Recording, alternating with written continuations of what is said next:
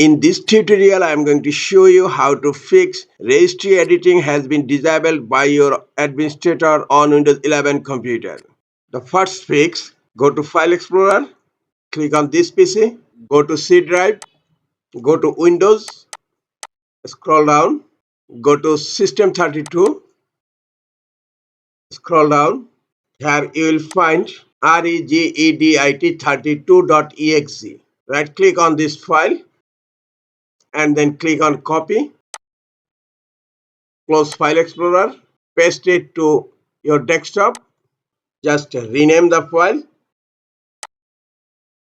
Now try to open. Still not fixed. Go for next step. In search, type Gedit. Click on Edit Group Policy. Under User Configuration, expand Administrative Template. Then click on System. Scroll down. Here you will find a setting, prevent access to registry editing tool.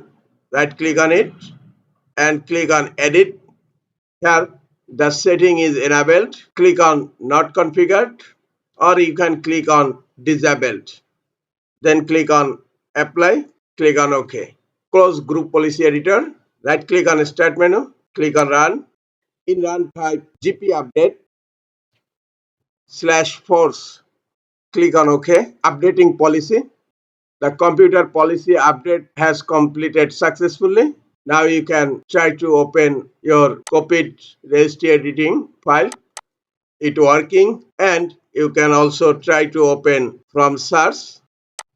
That's it. This is the easiest way to fix registry editing has been disabled by your administrator on Windows 11 computer.